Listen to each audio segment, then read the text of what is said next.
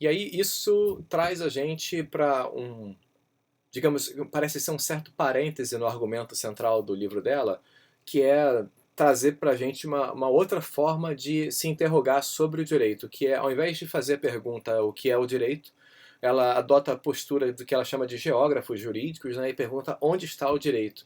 E aí isso ela coloca a partir de dois níveis de análise, um nível de análise abstrato e um outro mais concreto, que eu achei interessante.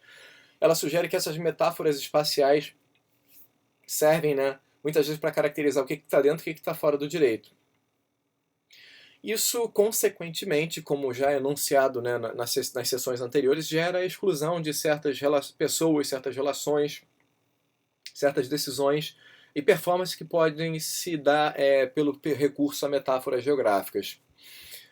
No nível de análise concreto, ela vai falar de coisas bastante interessantes que afetam, digamos, o dia a dia das pessoas. É, por exemplo, ela sugere como o direito, né, co-constitui, né, o espaço. Né?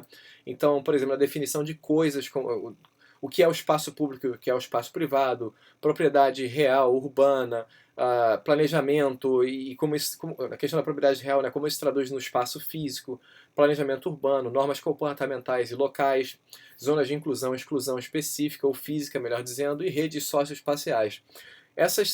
Esse me parece ser um pequeno parêntese, né, no argumento geral do livro dela, mas é igualmente interessante para, mais uma vez, colocar em questão o domínio a estatalidade do direito e a sua pretensão de totalidade, de abarcar é, todo o fenômeno tudo que é dar conta de tudo que é o jurídico, né? Essa forma mais clara de colocar essa questão.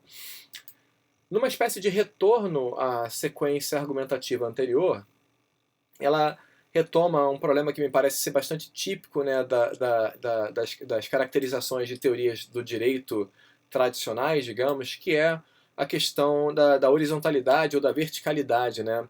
E ela dialoga com Hart, com Kelsen no capítulo, nessa sessão, e eu queria, acho que a pergunta que ela faz aqui, acho que é definitória, assim, ela traduz bem o problema central, né? Ela fala, por que a gente deve apenas olhar para as autoridades para ver a prática da regra de reconhecimento, quando todos em uma comunidade política, e além dela, né, estão envolvidos na identidade e na natureza do direito? Eu acho que isso coloca bem, né? Porque na visão do Hart, por exemplo, né, a regra de reconhecimento seria constituída, né, da prática reiterada de certas pessoas que recebem o nome de autoridades relevantes, né, e por conta desse comportamento reiterado de identificar, praticar, se engajar com certas normas, lembrando que para Hart o direito é uma união, é um sistema de união de regras primárias, né, e secundárias, é, a conduta desses agentes, dessas autoridades, né, a verticalidade, mais uma vez aparecendo aí, representaria, né, permitiria que a gente identificasse qual é o direito. Então é mais uma forma que a Margaret Davis encontrou para se engajar, né, e fazer interlocução com os autores da tradição analítica.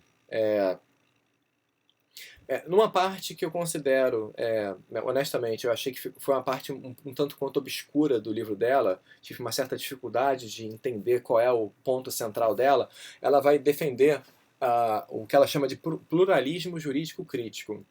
Só para explicar como é que ela chega nisso, né? Ela está falando de duas formas de constituição ou identificação do direito, talvez, que seriam as formas verticalizadas, né, que vêm de cima para baixo, e as formas ascendentes, bottom-up, que ela chama. Né? E ela, obviamente, vê como ela pretende defender uma perspectiva mais democrática do direito, mais aberta, ela está interessada em entender melhor essas formas chamadas ascendentes. Né?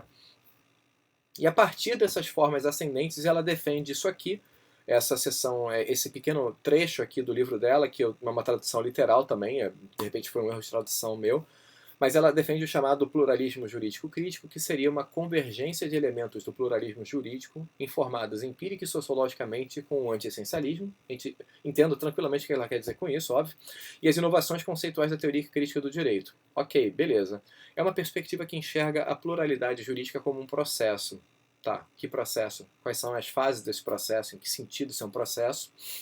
Ah, o direito é aberto, interpenetrável, em fluxo, informado pelas relações cotidianas e contextual. Bom, algumas palavras eu consigo compreender, né, digamos, uma certa origem, digamos assim, uma origem de tradição da teoria crítica, isso faz parte, né, pensar no contextual, pensar no local e pensar em abertura, beleza, faz parte do vocabulário, mas ainda assim eu não entendi em que isso vai exatamente atravessar e modificar o parâmetro verticalizado, enfim. Me pareceu um pouco obscuro, né? O direito ocorre subjetivamente, assim como intersubjetivamente e interculturalmente. Eu acho que, né, em princípio, posso estar enganado, né, admitindo o erro, claro, mas não me parece que essa frase, por exemplo, seja incompatível com a verticalidade da regra de reconhecimento. Né? Mesmo com uma regra de reconhecimento, o direito continua ocorrendo de maneira subjetiva, né, no indivíduo, numa relação interpessoal e em relações interculturais. Enfim. Mas não tem problema, tá? Acho que deixo aqui a minha pergunta ou a minha interrogação e sigo adiante para não demorar mais. A gente está chegando já no final, faltam 3 sessões e um fechamento. Essa sessão a gente pode passar muito rapidamente, é um debate clássico já de teoria crítica e teoria do direito. Eu estou aqui com o livro de Introdução à Filosofia do Direito do Mario Giori e da Anna Pintori, que são dois autores italianos que escrevem de maneira muito interessante sobre a introdução à filosofia do direito e eles colocam de maneira muito clara quais são, digamos assim, os pressupostos metateóricos ou teóricos da tradição analítica. E a distinção entre ser e dever ser está lá, com todas as palavras, com todas as letras. E aqui é justamente o oposto, é contrastar essa perspectiva. Me desculpem. A primeira coisa que a Margaret Davis coloca é que, na medida em que você estabelece o que é o ser, você está automaticamente induzindo, apontando para uma certa forma de olhar para a realidade, né? E aí ela traz, no final da sessão, eu estou falando do início da sessão, mas no final ela coloca nela que toda observação é dependente de uma teoria, né? Acho que inclusive é o que o Popper fez numa palestra,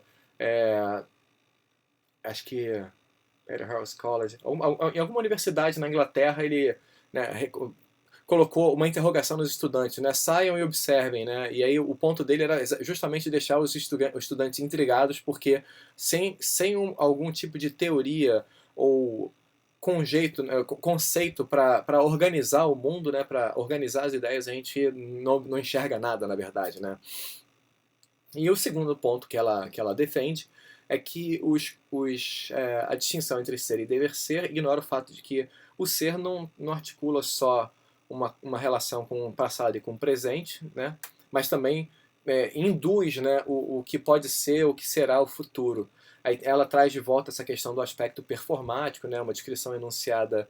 Está até errado aqui, desculpa. Uma descrição enunciada de maneira convincente e reiterada em quantidade suficiente induz, prescreve o pensamento e o pensamento influencia a ação subsequente. Por fim, né, ou quase por fim, ela vai trazer um debate sobre normas e de maneira muito interessante ela vai falar o seguinte: olha, tem uma classificação de normas aqui que normas são costumes, comandos e princípios morais. Eu estou interessada no costume e achei isso bacana, achei isso uma nova forma de pensarmos o fenômeno do direito, achei interessante. E ela está interessada em, de uma certa forma, reconceituar a ideia de costume para introduzir esse elemento performático, né, com o qual ela trabalhou no final do capítulo anterior e trabalhou um pouco nesse capítulo também. E está interessada também em padrões de discurso, não apenas de padrões de comportamento, né, a partir dos quais o direito é solidificado. Ela também questiona, depois ela salta para um debate sobre normalidade, também um debate interessante, um debate que eu já conhecia também, né? Essa ideia de que quando se afirma que alguma coisa é normal, a gente está, de uma certa forma, marginalizando certas formas de vida ou certas formas de ser, de pensar, etc. E ela aponta que a normalidade, citando uma autora, deixa eu ver se está aqui, porque eu não quero ser injusto ou, digamos assim, incorreto, tá logo aqui, a autora Rudy, tá aqui, Rosie Braidotti, não sei como é que é o nome dela, como é que se pronuncia, mas está aqui, essa autora aqui, E esse texto que está aqui no slide é uma tentativa de tradução sintetizada do que está ali, basicamente afirmando que a normalidade é uma convergência de comportamentos, os quais exercem um puxão gravitacional em eventos e sentidos circundantes, e frequentemente é pensado como uma presunção inquestionável. Fato, é interessante. E ela quer transformar essa ideia de normatividade, mas ela não especificou exatamente em que sentido. Claro que a gente tem uma noção de fundo, o que está por trás, né, dessa ideia, onde ela quer chegar. Ela quer, obviamente, introduzir uma norma. Obviamente não. Provavelmente ela quer introduzir uma noção de normatividade mais plural, mais aberta, reconhecendo outras formas de interação social, mas isso ainda vai ser defendido de maneira mais contundente nos capítulos subsequentes.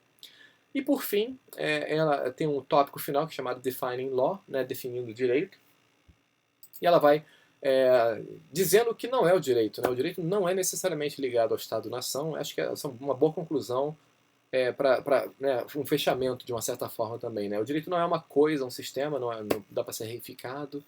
O direito pode operar de maneira horizontal, e ela mais uma vez enfatizando a questão da política. Então, o direito está ligado à política, e a política do direito normalmente está ligada ao capitalismo, ao Estado-nação, ao rebaixamento do direito não estatal, e aqui ela faz uma menção ao colonialismo, a imagem do direito como homem branco ocidental em larga escala, e a imagem do sujeito de direito como homem soberano, e a separação disciplinar.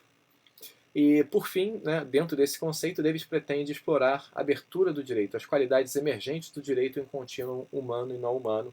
É uma coisa que ela não apresenta. Ela reconhece, inclusive, que isso pode gerar uma certa ansiedade, porque às vezes parece não estar claro, mas ela aceita isso como uma consequência, ela considera isso uma consequência admissível de abandonar, né, essa perspectiva essencialista, perspectiva estatal do direito.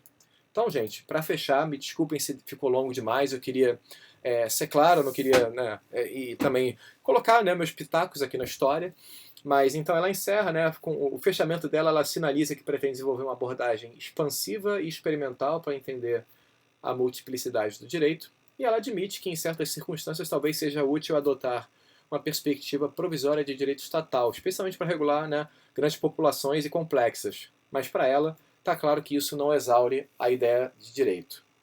Gente, obrigado. Eu peço desculpas se ficou grande demais. Eu torço para que tenha ficado claro. E a gente se encontra no Zoom muito em breve, tá bom? Um abraço e um beijo para todo mundo.